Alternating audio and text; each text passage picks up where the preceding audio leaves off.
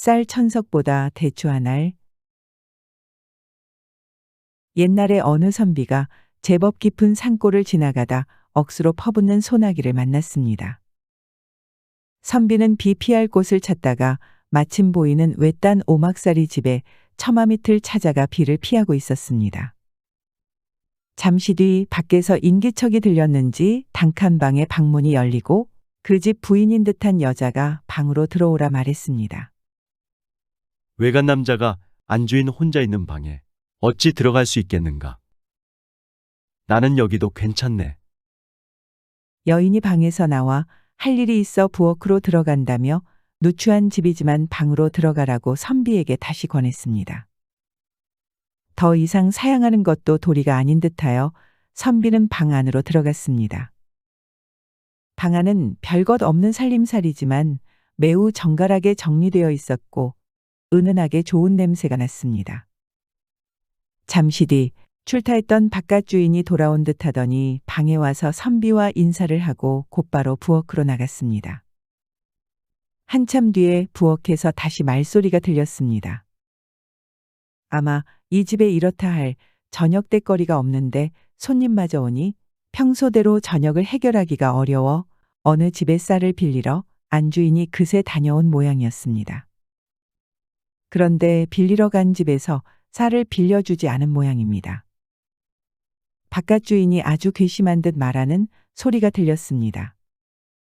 그놈 나쁜 놈, 지가 누구 덕에 잘 먹고 산다고.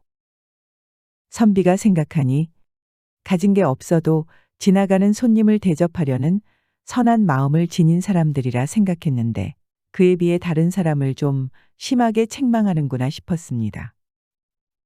잠시 뒤 방 안으로 들어온 바깥 주인은 천장에 뭔가를 겹겹이 포장해 매달아 놓은 것을 내렸습니다.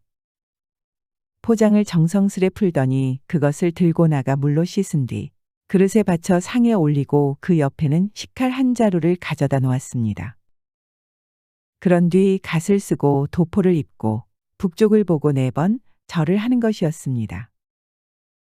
선비가 가만히 보니 상 위에 올려놓은 것은 대추 한 알이었습니다. 바깥 주인은 절을 마친 뒤 칼로 대추를 베어내 씨를 고른 후 선비에게 권하는 것이었습니다. 저희 집에 입에 넣을 수 있는 거라고는 이 대추뿐입니다. 이걸 잡수시오. 그런데 어찌 대추를 이렇게 겹겹이 쌓아 놓았다가 북향사배를 하고 내게 주는 것인가?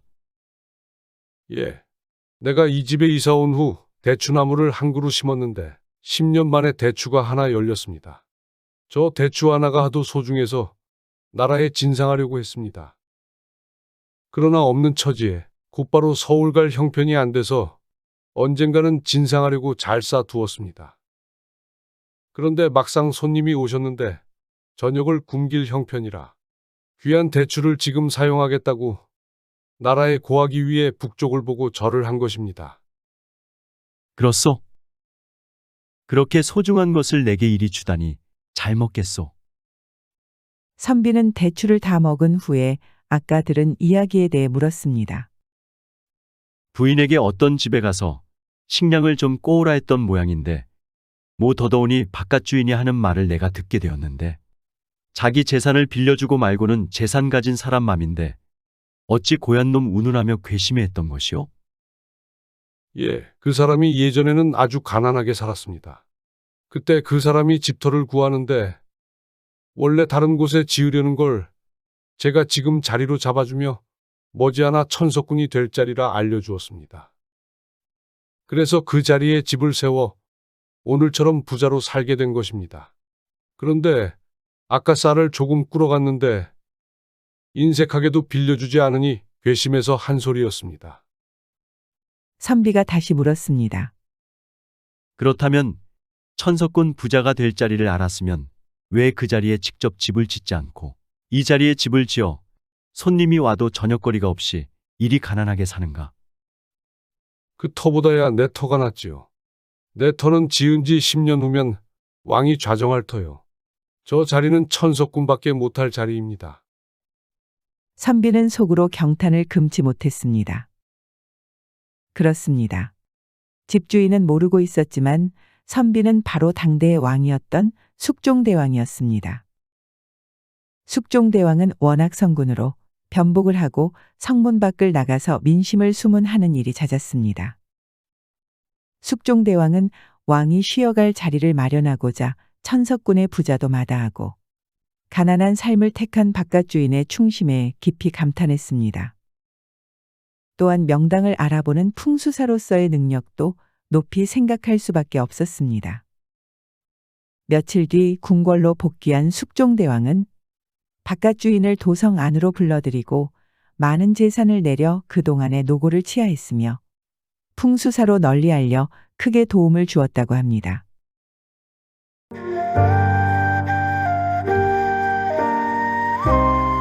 시청해주셔서 감사합니다. 구독을 눌러주세요. 더 재밌는 옛날 이야기로 찾아뵙겠습니다.